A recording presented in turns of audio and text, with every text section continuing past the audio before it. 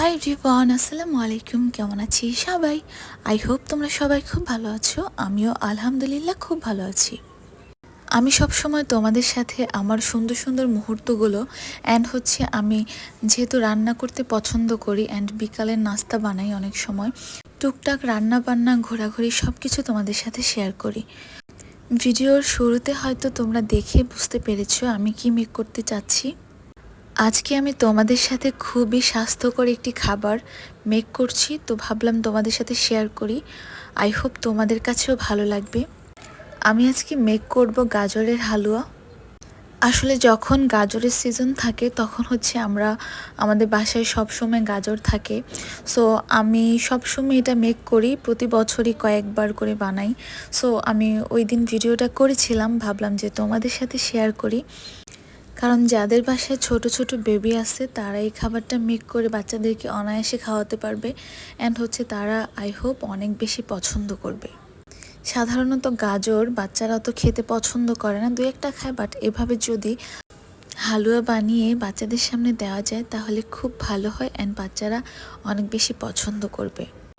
আমি প্রথমে গাজরগুলোকে একটি কাটারের সাহায্যে কুচি করে নিয়েছি। দেন এর মধ্যে চিনি, একটুখানি লবণ দুধ দিয়ে অনেক বেশি জাল করে নিয়েছিলাম। এই যে দেখতেই পাচ্ছ, নাড়াতে হবে, কারণ যদি সব সময় নাড়াচাড়া করতে হবে চুলার পাওয়ার কিছুটা কমের মধ্যে রাখতে হবে। চুলার পাওয়ার যদি হাই হিটে রাখা হয় তাহলে গাজরগুলো সেদ্ধ হবে না খেতে ভালো লাগবে না। কারণ একটু সময় নিয়ে অনেকক্ষণ ধরে জাল করে হালুয়াটা মেক করতে হবে। এই যে দেখতেই পাচ্ছ আমার হালুয়াটা বানানো কমপ্লিট হয়ে গেছে। আমি কাটারের সাহায্যে কুচি করে নিয়েছিলাম, দেন মেক করেছিলাম। আবার তোমরা চাইলে ব্লেন্ডারও ব্লেন্ড করে করতে পারো, বাট আমার কাছে এটা ভালো লেগেছে কারণ এভাবে মেক করলে খেতে অনেক বেশি ভালো লাগে। কারণ যখন এটা চাবানো হয় তখন দেখা যায় মুখের মধ্যে আলাদা একটা ফ্লেভার আসে। সো আমার কাছে এভাবে ভালো লাগে। তোমরা চাইলে তোমাদের মতো করে অন্যভাবে ব্লেন্ড করে করতে পারো। এই যে দেখতেই পাচ্ছ আমার হাতে মেক করা গাজরের হালুয়া। আই হোপ তোমাদের কাছে ভিডিওটি ভালো লেগেছে। ভালো লাগলে অবশ্যই লাইক ফলো করতে ভুলবে না। আর তোমরা যদি আমার পেজটি ফলো না করে থাকো তাহলে আমার পেজটি এখনই ফলো করো। আর আমার ইউটিউব চ্যানেলটি সাবস্ক্রাইব না করে থাকলে এখনই সাবস্ক্রাইব করো। আর অবশ্যই তুমি কোন জেলা থেকে কোথা থেকে আমার ভিডিওটি দেখছো কমেন্ট করে জানাবে।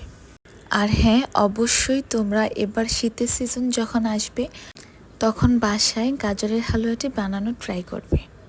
ইনশাআল্লাহ আবারও দেখা হচ্ছে আরও একটি নতুন ব্লগে। ততক্ষণ পর্যন্ত সবাই খুব ভালো থেকো। Thanks for watching my full video. Do subscribe to my YouTube channel and follow my page. Thank you so much everyone. Lots of love. Allah Hafiz.